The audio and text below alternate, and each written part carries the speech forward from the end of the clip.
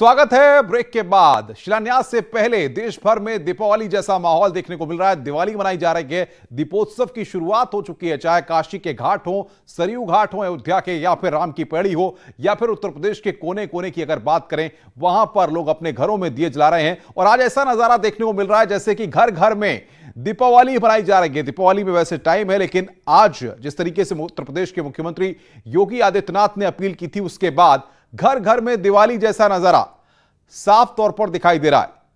और बातचीत करने के लिए राजीव हमारे संवाददाता अयोध्या से हमारे साथ सीधे जुड़ रहे हैं। राजीव, बताइए वहां पर किस तरीके से दीपोत्सव का पर्व मनाया जा रहा है और किस तरीके से लोग उत्साह के साथ, जोश के साथ दीप जला रहे हैं।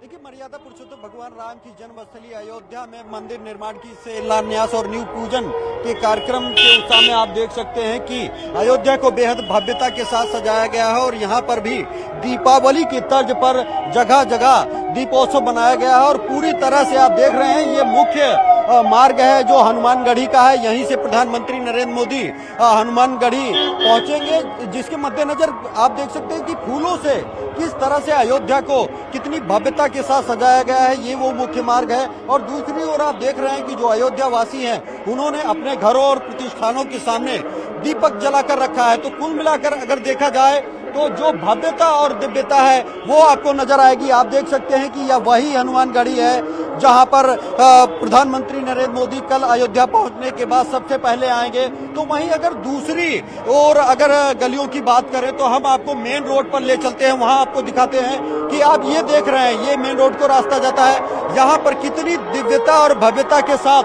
जगह जगह जो दुकान है, प्रतिष्ठान है, उनके सामने सजावट की गई है। जो मुख्य सजावट है वो अयोध्या के मुख्य मार्ग पर है, जिधर हम लोग बढ़ रहे हैं। और पूरी भव्यता और दिव्यता के साथ साधु संत इस जश्न को मनाते नजर आ रहे हैं। जो अयोध्या वासी हैं वो दीपक जलाकर, दीपोत्सव मनाकर ये खुशी जाहिर कर रहे हैं। आप देख सकते हैं कि कुछ संत हमारे साथ मौजूद हैं। आप किस तरह से इस महोत्सव को सेलिब्रेट कर रहे हैं?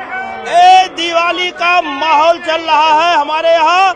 हम लोग हर खुशी से एकदम प्रफुल्लित हैं। हमारे यशस्वी प्रधानमंत्री नरेंद्र मोदी जी और यूपी के मुख्यमंत्री माननीय योगी आदित्यनाथ जी ने ऐसा ये सजा दिया है, अयोध्या को राममय कर दिया है। हम लोग बहुत प्रफुल्लित हैं। तो जैसा आपने सुना, ये वो साधु संत है अयोध्या के जो खासा खुश नजर आ रहे हैं। दूसरी ओर मैं आपको वो मुख्य नजारा दिखाना चाहूंगा अनुपम। जो द्वार है, जो मुख्य मार्ग है, उसको किस भव्यता और दिव्यता के साथ सजाया गया।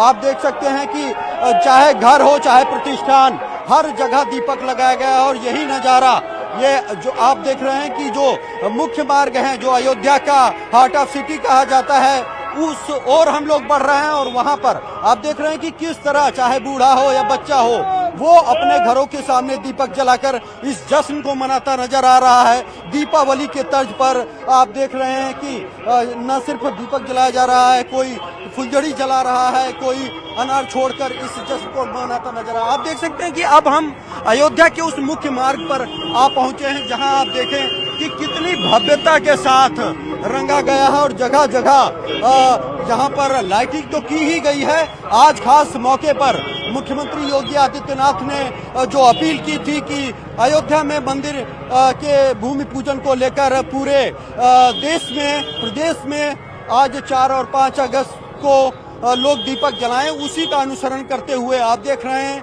कि हर दुकान के सामने आपको दीपक या मोमबत्ती जलता नजर आएगा। आप देख रहे हैं कि कितना भव्यता के साथ इसको सजाया गया है, क्योंकि एक लंबे अरसे के बाद अयोध्या में जो राम मंदिर निर्माण का रास्ता साफ हुआ है। लोगों को उम्मीद है कि अब जल्द ही अयोध्या में जब भव्य निर्माण मंदिर बनेगा तो न सिर्फ उनको रोजगार मिलेगा, बल्कि जो उनका सपना था वो भी साकार होगा। बिल्कुल बिल्कुल राजीव, हम देख रहे हैं कि सड़कों पर जहां पर रोशनी की अमूमन जो है स्ट्रीट लाइट्स की नजर आती थी, आज वहां पर दियों की रोशनी नजर आ रही है और लोग भी पूरे उत्साह में हैं। आज अयोध्या पूरी तरह से दियों की रोशनी से जगमगा रहा है।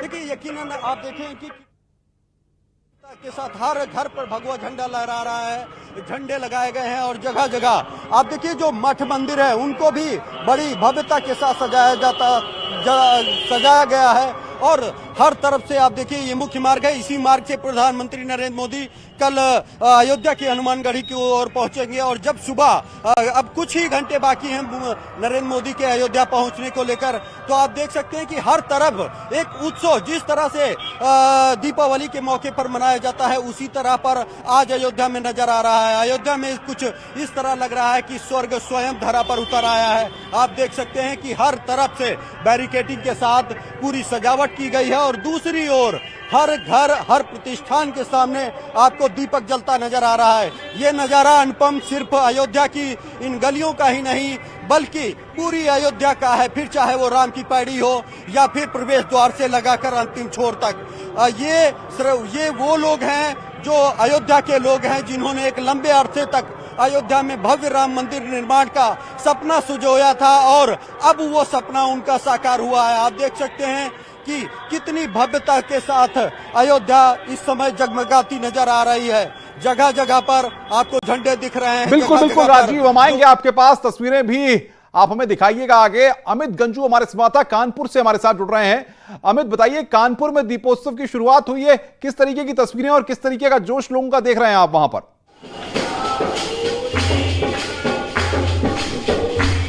देखिए अनुपम, मैं आपको बताना चाहूंगा कि जिस घड़ी का हर हिंदुस्तानी को इंतजार था वो घड़ी कल आने वाली है। इस वक्त मैं हनुमान मंदिर में खड़ा हूं। देखिए कैसे लोगों ने मोमबत्तियां लगा के हनुमान मंदिर को पूरी तरीके से सजाया हुआ है और ये वो जगह है जहां लोग कैसे जोश के साथ, क्या महिला क्या पुरुष, आप देखिए कैसे लगे हुए हैं, जयकार एक एक जयकारे लगा रहे हैं और राम जो इससे चौपाइयां पढ़ रहे हैं। तो अब इनसे जानना चाहते हैं कि क्या किस जगह सिया राम सीताराम जय राम।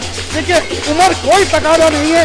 आप कैसे ये लोग हारमोनियम ढोलक मंजीरा लेके किस तरह लोग खड़े हैं और देखिए यहाँ तक इनके महाराज जो बैठे हैं वो भी देखिए तालियां। देखिए आपसे सुनना चाहते हैं, चौपाई सुनाइए। श्री राम जय जय राम, श्री राम जय जय राम, श्री राम जय राम, श्री राम जय राम। कैसे लोग खड़े हो गए इतनी जगहों पे, कैसे इनका जोश कहीं से कम नहीं है। क्या उम्र, क्या हर आदमी जय श्री राम के नारे लगा रहा है। आप देख सकते हैं जहां तक कैमरे की नजर जाए क्या क्या सब देखिए। अम्मा को देखिए कैसे, देखिए आइए, देखिए उम्र कोई आपका ये तस्वीरें हम तक पहुंचाने के लिए हर कोई जय श्री राम का उद्घोष कर रहा है और हम सबसे पहले आप तक ये तस्वीरें पहुंचा रहे हैं किस तरीके से दीपोत्सव की शुरुआत हुई है और किस तरीके से घर घर में आज दीपावली जैसी तस्वीरें सामने आ रही हैं, दिए जलाए जा रहे हैं। हम आगे भी ये तस्वीरें आपको दिखाते रहेंगे। फिलहाल देखते हैं उत्तराखंड की खबरें।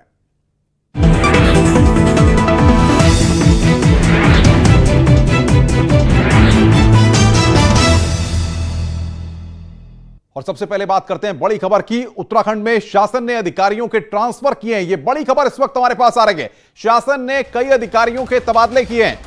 5 आईएएस और 4 पीसीएस अफसरों के तबादले हुए हैं, ट्रांसफर हुए। आईएएस आर मीनाक्षी सुंदरम बने हैं महानिदेशक विद्यालय शिक्षा। आईएएस एएस मुरुगेशन से निदेशक ऑडिट का प्रभार हट गया है। आईएएस अहमद इकबाल अपर सचिव फाइनेंस बने हैं। आईएएस आर राजेश कुमार को अपर सचिव आईटी का प्रभार दिया गया है। तो प्रशासनिक फेरबदल उत्तराखंड में हुआ है। आईएएस आनंद स्वरूप से हटा अपर सचिव आयुष का प्रभार। उत्तराखंड में 5 आईएएस और 4 पीसीएस अफसरों के तबादले किए गए हैं। ये तस्वीरें आर मीनाक्षी सुंदरम महानिदेशक बने हैं विद्यालय शिक्षा के, ये यहां पर ट्रांसफर हुए हैं वहां पर। और बड़ी खबर देहरादून से है जहां पर मुख्य सचिव ओम प्रकाश का पर्सनल स्टाफ तय हो गया है। मोहन उनियाल प्रकाश उपाध्याय बने हैं प्रमुख निजी सचिव। जीसी गुणपंत दर्शन सेमवाल वरिष्ठ निजी सचिव बने हैं। मनीष बिस्ट संतोष सिंह अपर निजी सचिव बने हैं। तो ये उनका स्टाफ जो है वो तय हो गया है कि कौन उनके स्टाफ में रहेगा। जीसी गुणवंत दर्शन सेमवाल वरिष्ठ निजी सचिव बनाए गए हैं। देहरादून से बड़ी खबर, मनीष बिस्ट संतोष सिंह अपर निजी सचिव बने हैं।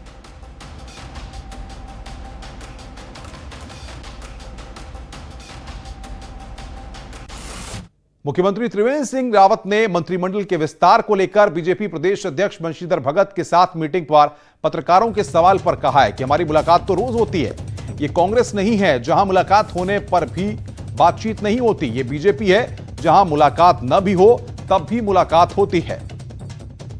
तो वंशीधर भगत से मीटिंग पर त्रिवेंद्र सिंह रावत ने बोले, कांग्रेस थोड़ी है ये कि वर्षों लगते हैं और मुलाकात होती भी है तो नहीं होने जैसी होती है। तो हमारे यहाँ तो अगर मुलाकात न भी हो तो होने जैसी होती है।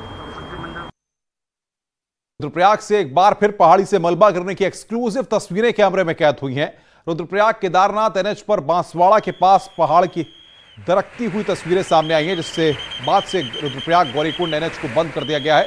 केदारनाथ, गुप्तकाशी, ऊखीमठ जाने वाले लोग और यात्री अब वैकल्पिक मार्ग का सहारा ले रहे हैं। इन तस्वीरों में आप देख सकते हैं कि बांसवाड़ा के पास आज जब पहाड़ी दरकी तो कई बड़े बड़े पेड़ तक मलबे में सड़क पर आ गए।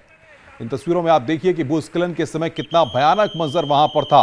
हालांकि गनीमत यह रही कि उस समय आवागमन बंद किया गया था, नहीं तो कोई बड़ा हादसा भी वहां पर हो सकता था।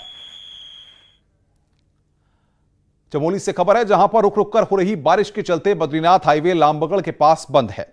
वहीं थराली के सरबाड़ा में 2 गौशाला पर मलबा आने के चलते कई मवेशियों की दबकर मौत हो गई है। कुछ ऐसी ही तस्वीर थराली के नासिर बाजार के पास से भी सामने आई है, जहां बीआरओ के ट्रक पर पेड़ गिरने से उसका आगे का हिस्सा पूरी तरह क्षतिग्रस्त हो गया। हालांकि लामबगड़ स्लाइडिंग जोन के पास सड़क खोलने की कोशिश अब भी जारी है। उत्तरकाशी में लगातार हो रही बारिश से यमुनोत्री धाम का जाने वाला पैदल मार्ग जगह जगह से क्षतिग्रस्त हो गया है। सड़क के अंतिम पड़ाव जानकी चट्टी से यमुनोत्री धाम तक जाने वाला 6 किलोमीटर पैदल मार्ग में राम मंदिर और बेम्बो कैंप के पास पहाड़ी से बड़े बड़े बोल्डर और मलबा आने से रास्ता बंद हो गया है। वहीं रास्ते को खोलने की कोशिश लगातार की जा रही है। रामनगर के शुभम बंसल ने यूपीएससी में 43वीं रैंक हासिल कर इलाके का नाम रोशन किया है। उनकी इस सफलता से परिवार में खुशी का माहौल है। शुभम ने तीसरे प्रयास में इस परीक्षा को पास किया है। देश में 43वीं रैंक आने पर उन्होंने खुशी जाहिर करते हुए कहा कि इस रैंक पे उन्हें आईएएस कैडर मिल जाएगा। उन्होंने उत्तराखंड कैडर के लिए अपना ऑप्शन भरा है, लेकिन वो देश सेवा के लिए कहीं भी जाने को तैयार हैं। शुभम वर्तमान में कानपुर में रिजर्व बैंक ऑफ इंडिया में मैनेजर के पद पर तैनात हैं। शुभम की 10वीं तक की शिक्षा रामनगर में रहकर ही पूरी हुई है, जबकि 10वीं के बाद शिक्षा ग्रहण करने के लिए वो दिल्ली आए। शुभकामनाएं हैं बेटे को। बहुत अच्छा लगा जब ये खबर सुनी। लगा कि मेहनत करें तो मुकाम एक ना एक दिन मिल जरूर जाता है। बस उसकी हार्ड वर्किंग है जो आज वो यहाँ पहुँचा है। मैं बहुत खुश हूँ, सारा परिवार बहुत खुश है और वो बच्चा ही इस योग्य है कि उससे सभी खुश रहते हैं। और वो बहुत अच्छी आदत का है, बहुत सब व्यवहार बहुत अच्छा करता है। डोईवाला में 20 हेक्टेयर में बन रहे एसएसपी के मुख्यालय के निर्माण पर अब कानूनी अड़चन आ गई है। हाईकोर्ट ने पूरे मामले में केंद्र और राज्य सरकार, मुख्य सचिव, राजस्व सचिव, जिलाधिकारी देहरादून को नोटिस जारी किया है और 5 हफ्तों में जवाब दाखिल करने का आदेश दिया है। अब कोर्ट इस मामले पर 16 सितंबर को सुनवाई करेगी। दरअसल उत्तराखंड हाईकोर्ट ने पवन कुमार की याचिका पर 10 अगस्त 2018 को आदेश दिया था। इसमें कहा गया था कि अब राज्य में नदी की भूमि पर नया आवंटन नहीं किया जाएगा। साथ ही पुराने आवंटन को रद्द करने के लिए सचिव राजस्व की निगरानी में जांच होगी, जिसके बाद उनको भी निरस्त किया जाएगा। खबरें और भी हैं, फिलहाल रुक रहे हैं एक ब्रेक के लिए। ब्रेक के बाद जल्द हाजिर होते हैं।